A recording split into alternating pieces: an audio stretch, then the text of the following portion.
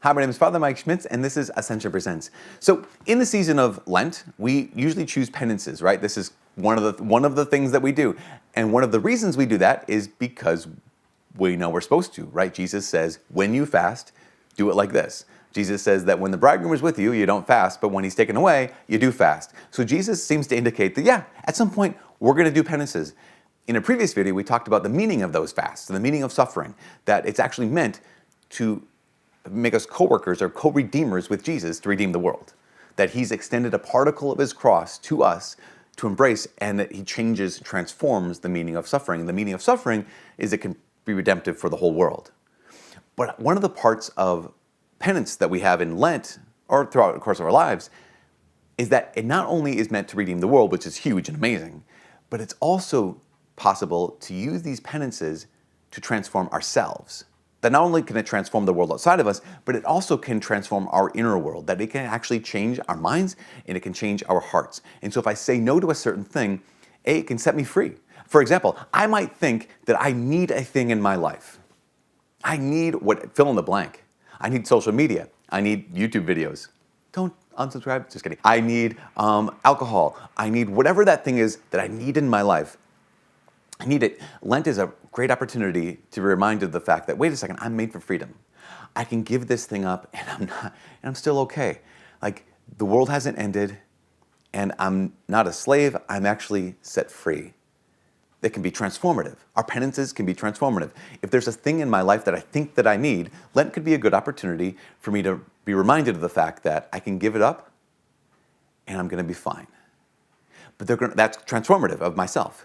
But there can also be some things that are connected to what I give up. Here's kind of what I mean. The things you're giving up. Like, why is it that you're fasting from whatever it is you're fasting from? Why is it that you're not doing whatever it is you decided to not do when it comes to Lent? I know people like, I'm not going to eat watermelon, okay, my sister, or I'm not going to eat M&Ms, or there's some students here on campus who decided they're not going to use forks or spoons. They're going to only eat their meals with chopsticks and knives if they need to cut whatever, right? So like, okay, that's cool. Why? Like, what's kind of the goal? Now, the goal could be, it's more difficult, it slows me down, it's a little inconvenience that I can offer to Jesus. Okay, fine. How does that change me, though? I think it's time that we can not only take our sufferings and unite them to Jesus' sufferings and transform the world, but also choose penances that actually address the things in our hearts that need to be addressed. Here's what I mean. I think that there are such a things as keystone penances. Keystone penances. I kind of got that term, or I paraphrased it from a book called The Power of Habit by Charles Duhigg. And in the book, The Power of Habit by Charles Duhigg, he talks about keystone habits. And when he identifies a habit, he says, okay, basically, our lives are full of habits. We have good habits, we have bad habits. But if we want to change a habit, we have to identify there's at least 3 parts of every habit. There's the cue, the person, place, or thing that kind of prompts like, oh, do this thing. There's the routine, the thing we do, like the habit. And then there's the reward, the thing we're really looking for. You know, in a person's life, they might say, I find myself at the end of every day, so the person, place, or thing, that's the time, a day, that's the place, I guess. At the end of the day, the person finds himself having 1 or 2, maybe 3 glasses of wine. And why? Because I'm looking for what? What's the reward that I'm looking for?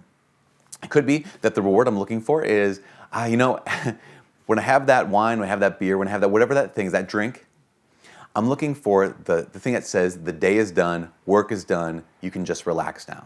Okay, that's what I'm looking for. I'm looking for the reward saying work is over, it's time to relax. But this routine is not what I really want in my life. If I know that this is the cue and this is the reward, then I can change the routine. That can be the keystone penance. That can be the thing that still gets me the reward, but is a change of behavior. So maybe for the season of Lent, a person could say, that's my thing, is I drink at the end of the day and I don't want to do this anymore. But I do want the reward of knowing that the work is done. Well, how about replacing that with, a cup of non-caffeinated tea? Hot cup of tea at the end of the day, okay, work is over. Maybe it means something else. Maybe it means I pick up a book and I turn off all the lights, other lights in the house. I just read this book. It means the day is done. And I've replaced that routine with a new routine. And that's my penance. Why? Because yes, penances can be oriented towards redeeming the world, but they also can be oriented towards changing me and changing my mind and changing my heart.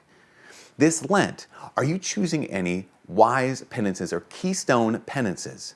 The kinds of penances you realize, this part of my life, there's something in my life that I don't want there. It's there because I want this particular reward, but I don't really want to keep living this routine. I don't want to keep choosing this routine. If that's you, I just invite you. You can start in the middle of Lent too. You don't have to like, oh, I missed Ash Wednesday. I can't do it now. Yes, you can. What happens then is that keystone penance ends up changing my habits. And my habits then are oriented towards excellence. And that life of excellence is oriented towards my internal character. Because at the end of the day, this is not just about like eliminating bad habits. At the end of the day, this is about conversion. This is about living in freedom. This is about living as Christ in this world. This Lent, what are some keystone penances that you could do that would lead to your freedom? Some keystone penances you could do that would be able to not only just change how I live my life, but actually change my heart. From all of us here at Ascension Presents, my name is Father Mike. God bless. Thank you.